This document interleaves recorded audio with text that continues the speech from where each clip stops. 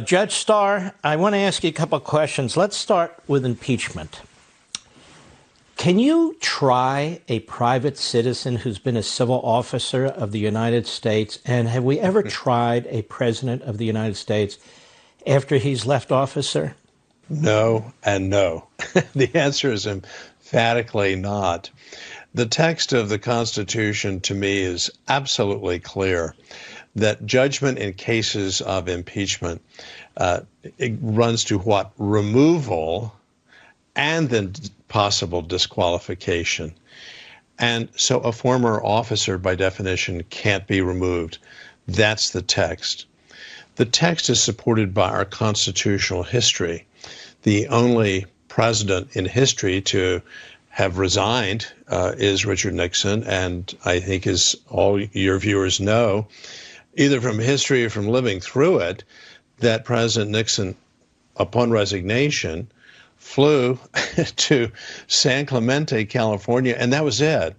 The House of Representatives, which was considering articles of impeachment, then stopped the proceeding.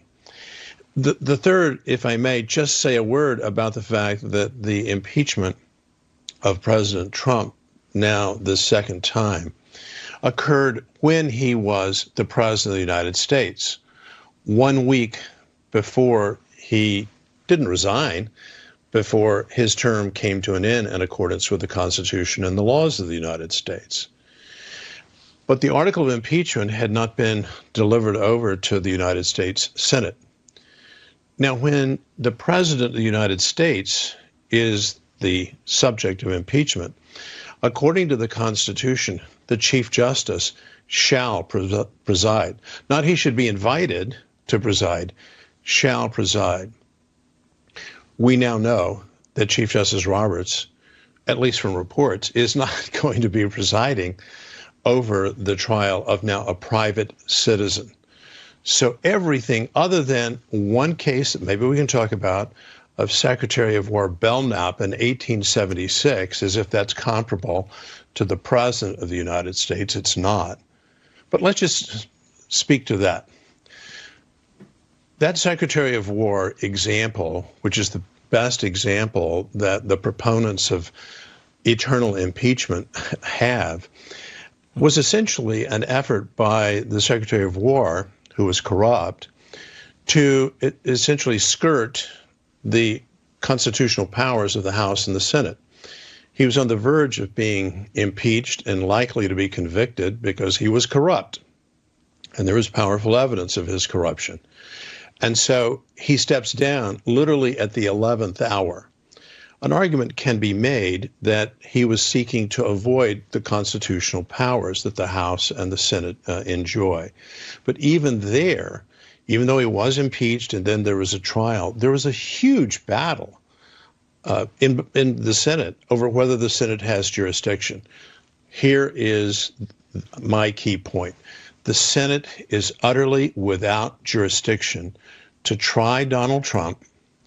And if they proceed to do so, they will, I believe, be running afoul, at least potentially, of the Constitution's specific express prohibition against a bill of attainder. Simply put, a bill of attainder is the legislative branch imposing a punishment on a prior citizen. And that's what disqualification would be all about. And the bill of attainder is unconstitutional, is it not? Under Article 1, Section 9, it is one of the two big no-nos. Congress shall not, in the same sentence, a bill of attainder and pass an ex post facto law. If I do something right now and then Congress tomorrow makes what I just did today criminal, that's ex post facto. You can't do that.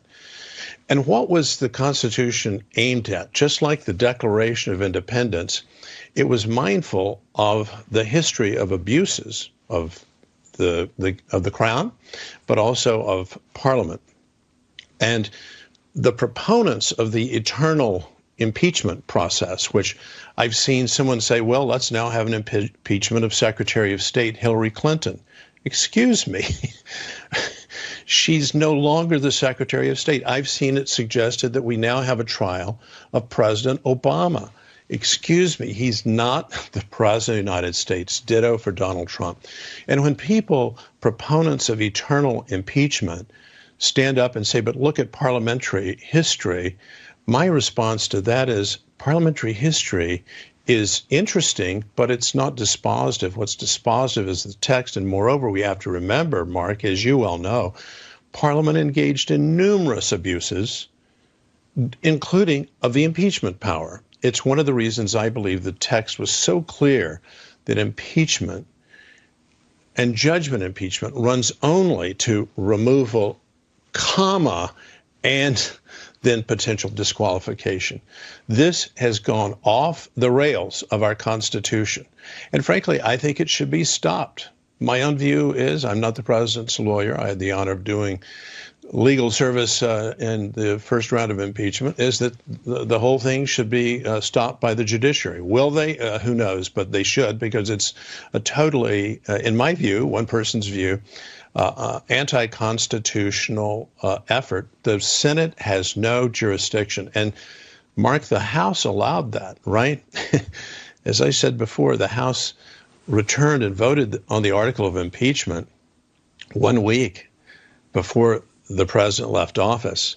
And so when you read the article of impeachment, right, it says, John Lee Trump, President of the United States. They let the time run out. You don't continue when the time has expired. They should have marched the article of impeachment over and started the trial immediately, but they didn't. And the Senate should have started the trial.